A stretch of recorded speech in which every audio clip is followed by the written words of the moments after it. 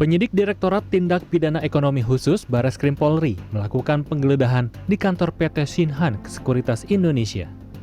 Penggeledahan dilakukan untuk mencari dan mengumpulkan alat bukti terkait pengembangan kasus tindak pidana pasar modal dan tindak pidana pencucian uang. Direktur Tindak Pidana Ekonomi Khusus Barreskrim Polri, Brigjen Pol Ade Safri Simanjuntak menjelaskan, kasus ini merupakan pengembangan dari perkara pasar modal yang telah inkrah pada proses peradilan.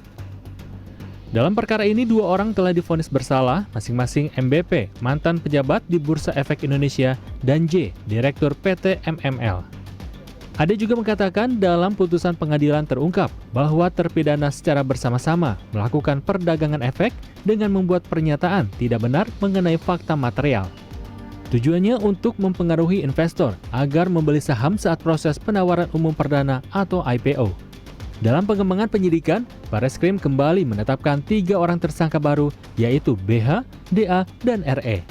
Ade menambahkan penyidik juga menemukan fakta bahwa PT MML dengan kode saham PIPA sejatinya tidak layak melantai di Bursa Efek Indonesia karena valuasi aset tidak memenuhi persyaratan. Meski demikian, saat IPO, PT MML berhasil menghimpun dana sebesar 97 miliar rupiah dengan PT Sinhan Sekuritas Indonesia sebagai penjamin emisi efek.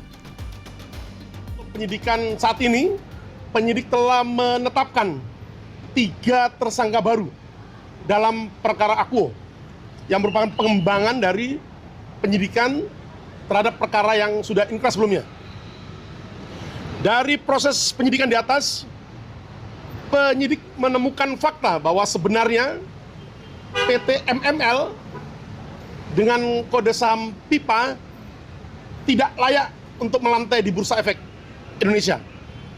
Dikarenakan valuasi aset perusahaan tidak memenuhi persyaratan.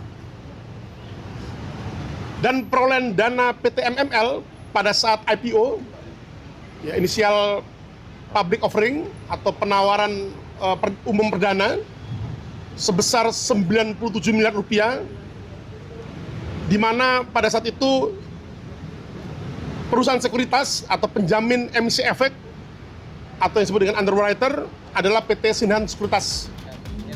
Barreskrim Polri menegaskan tidak ada toleransi terhadap praktik manipulasi pasar dan kejahatan investasi.